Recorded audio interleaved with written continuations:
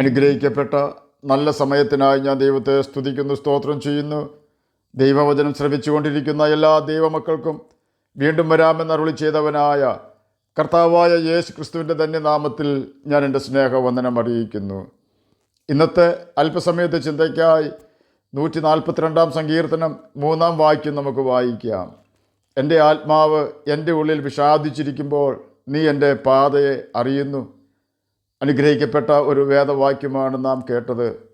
ഈ വാക്യം new century വേർഷനിൽ when I am afraid you lord know the way out എന്നും, ഗോഡ്സ് വേർഡ് ട്രാൻസ്ലേഷൻ ഇംഗ്ലീഷ് ബൈബിളിൽ when I begin to lose hope you know what I am experiencing എന്നുമാണ് രേഖപ്പെടുത്തിയിരിക്കുന്നത്.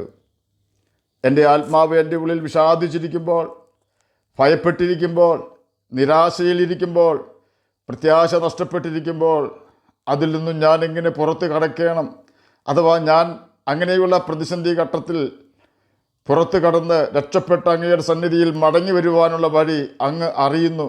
ഈ യാഥാർത്ഥ്യമാണ് സങ്കീർത്തനക്കാരൻ ഈ വാക്യത്തിൽ കൂടി കർത്താവിനോട് പറയുന്നത്. ചുരുക്കി പറഞ്ഞാൽ, നമ്മുടെ ജീവിതത്തിൽ നിരാശയോ പ്രത്യാശ നഷ്ടപ്പെടുന്ന സാഹചര്യങ്ങളോ കടന്നു വരുമ്പോൾ നമ്മെ സഹായിക്കുവാൻ കഴിയാത്ത വ്യക്തികളോടോ, നമുക്ക് വേണ്ടി പ്രാർത്ഥിക്കുവാൻ തയ്യാറാകാത്ത വ്യക്തികളോടോ നമ്മുടെ സങ്കടം പറയാതെ നമുക്ക് വേണ്ടി തകർക്കപ്പെടുകയും നമുക്ക് വേണ്ടി വ്യസനപാത്രമായി തീരുകയും ചെയ്തവനും പാപം ഒഴികെ സകലത്തിലും നമുക്ക് തുല്യമായി പരീക്ഷിക്കപ്പെട്ടവനുമായ മരിച്ച് ഉയർത്ത കർത്താവായ യേശു ക്രിസ്തുവിൻ്റെ പാദപീഠത്തിൽ ഓടിച്ചെന്ന് നമ്മുടെ സങ്കടം ബോധിപ്പിക്കണം. സർവ്വ ആശ്വാസവും നമ്മുടെ ഹൃദയത്തിൽ നിറയ്ക്കുവാനും ഇനി അടുത്ത സ്റ്റെപ്പ് ഇവിടെ വെക്കണമെന്ന് ബുദ്ധി ഉപദേശിച്ചു തന്ന് സഹായിക്കുവാനും കർത്താവായ യേശു ക്രിസ്തു ശക്തനാണ് എന്ന യാഥാർത്ഥ്യം നാം മറന്നു പോകരുത്. അതെ, അവനാണ് നമ്മുടെ വീണ്ടെടുപ്പുകാരനും നല്ല സ്നേഹിതനും. അവനുമായി നമുക്ക് നല്ല സ്നേഹബന്ധം സ്ഥാപിച്ചെടുക്കേണ്ടത് ഏറ്റവും അത്യാവശ്യമാണ്.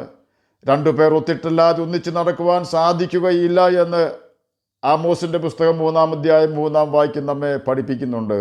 അങ്ങനെയെങ്കിൽ പാപം ചെയ്യാത്തവനും പാപത്തെ വെറുക്കുന്നവനുമായ കർത്താവായ യേശു ക്രിസ്തുവുമായി സ്നേഹബന്ധം സ്ഥാപിക്കുവാൻ നാമും പാപം ചെയ്യാതെ ജീവിക്കേണ്ടതും പാപത്തെ വെറുക്കേണ്ടതും അത്യാവശ്യമാകുന്നു.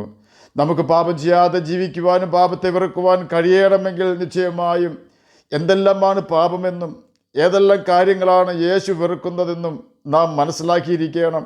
ഈ കാര്യങ്ങൾ നമുക്ക് കൃത്യമായി മനസ്സിലാക്കുവാൻ നിശ്ചയമായും നാം ഒരു പാപിയാണെന്ന് ആദ്യം തന്നെ നമ്മുടെ കർത്താവിനോട് ഏറ്റുപറഞ്ഞ് പാപത്തെ ഉപേക്ഷിക്കണം. നമ്മുടെ പാപ സ്വഭാവം ഉപേക്ഷിക്കുവാൻ തയ്യാറാകേണ്ടതും ആവശ്യമാണ്. നാം അതിന് യേശുവിൻ്റെ ആത്മാവിനെ ആശ്രയിച്ചാൽ പരിശുദ്ധാത്മാവ് നമുക്ക് പാപബോധം തരികയും നാം നടക്കേണ്ടുന്ന ജീവിത രീതികൾ നമ്മെ പഠിപ്പിക്കുകയും ചെയ്യും.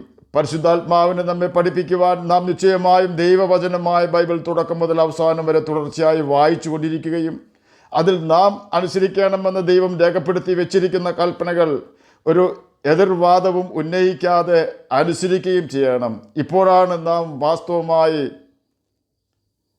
യേശുവുമായി ഒത്തുപോകുവാൻ, യേശുവുമായി ഒരുമിച്ച് നടക്കുവാൻ, യേശുവുമായി ഒരുമിച്ച് ജീവിക്കുവാൻ യോഗ്യത പ്രാപിക്കുന്നത്. ഇനി നാം മറ്റു കൂട്ടുകാരുടെ വാക്കുകൾക്കല്ല, ദൈവവചനത്തിൽ കൂടി കർത്താവായ യേശു ക്രിസ്തു നമുക്ക് തരുന്ന കൽപ്പനകൾക്കാണ് പ്രാധാന്യം കൊടുക്കേണ്ടത്.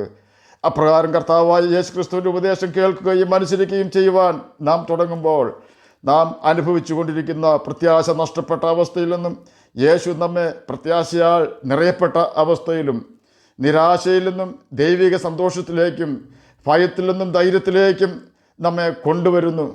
നമ്മുടെ പ്രതിസന്ധികളിൽ നിന്നും പുറത്തു വരുവാനുള്ള വഴി യേശുവിന് മാത്രമേ അറിയൂ.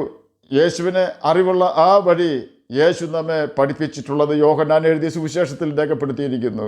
ഞാൻ എൻ്റെ പിതാവിൻ്റെ കൽപ്പനകൾ അനുസരിച്ച് അവൻ്റെ സ്നേഹത്തിൽ വസിക്കുന്നത് പോലെ, അഥവാ അത്യുന്നതൻ്റെ മറവിലും സർവശക്തൻ്റെ നിഴലിലും താമസിക്കുന്നത് പോലെ നിങ്ങൾ എൻ്റെ കൽപ്പനകൾ അനുസരിച്ചാൽ എൻ്റെ സ്നേഹത്തിൽ അഥവാ എൻ്റെ മറവിലും എൻ്റെ നിഴലിലും താമസിക്കും, അഥവാ വസിക്കും. യോഹന്നാൻ എഴുതിയ സുവിശേഷം 15 അധ്യായം 10 വാക്യവും 91 സങ്കീർത്തനം 1 വാക്യവുമാണ് നാം ഇപ്പോൾ കേട്ടത്.